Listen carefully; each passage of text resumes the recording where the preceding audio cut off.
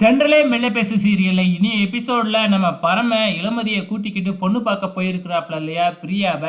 அங்க பொண்ணு காஃபி எல்லாம் கொண்டு வந்து குடிச்சதுக்கு அப்புறம் மாப்பிள்ளை வீட்டுல இருந்து பொண்ணை பிடிச்சிருக்கா அப்படின்னு சொல்லி கேட்குறாங்க.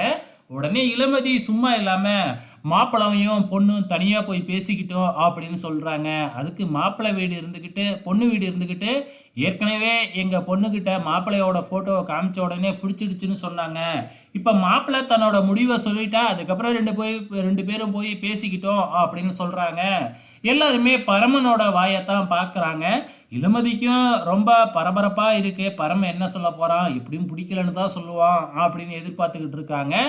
ஆனா நம்ம பரம ஏற்கனவே பேசி வச்சதுனால பிடிச்சிருக்கு, எனக்கு பொண்ணை ரொம்ப பிடிச்சிருக்கு அப்படின்னு சொன்ன உடனே இளமதிக்கு தூக்கி வாரி போட்டுருச்சு. உடனே பரமனை கூப்பிட்டு உனக்கு உண்மையாலுமே பிடிச்சா மட்டும் சொல்லு அப்படின்னு கேட்ட உடனே எனக்கு ஏன் இந்த பொண்ணை பிடிக்காம போகும், இந்த பொண்ணு தான் ரொம்ப அழகா இருக்கே, அதனால எனக்கு இந்த பொண்ணை ரொம்ப பிடிச்சிருக்கு அப்படின்னு சொல்லிட்டு பிரியாவை அழைச்சிக்கிட்டு போய் மொட்டை மாடியில் பேச ஆரம்பிக்கிறாப்புல.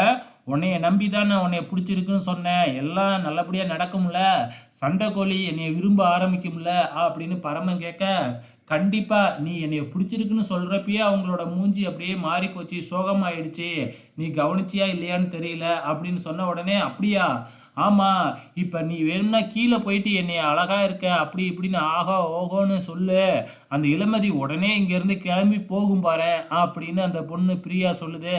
அதே மாதிரி பரமன் கீழே போய் இளமதி கிட்ட நம்ம பிரியாவை பற்றி புகழ்ந்து பேசுகிறாப்புல அழகா இருக்குன்னு. உடனே இளமதி சொன்ன மாதிரியே எனக்கு தலை வலிக்கிற மாதிரி இருக்கு, நான் ஆட்டோ பிடிச்சி வீட்டுக்கு போகிறேன் அப்படின்னு கிளம்பிடுது. நம்ம பரமனுக்கு பயங்கர சந்தோஷம். ஏன்னா இளமதிக்கு நம்ம மேலே காதல் இருக்கு அப்படின்னு நம்ம பரம இப்போ புரிஞ்சுக்கிறாப்புல.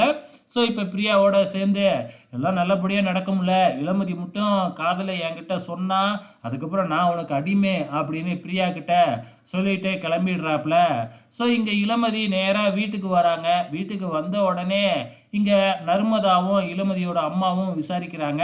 அப்போ பரம கல்யாணத்துக்கு ஓகே சொல்லிட்டான் அப்படின்னு சொன்ன உடனே இங்கே இளமதியோட அம்மாவுக்கு தூக்கி வாரி போட்டுருச்சு. உடனே நான் போய் பரமன்ட்ட என்னன்னு கேட்டு வரேன் அப்படின்னு கிளம்பிடுறாங்க.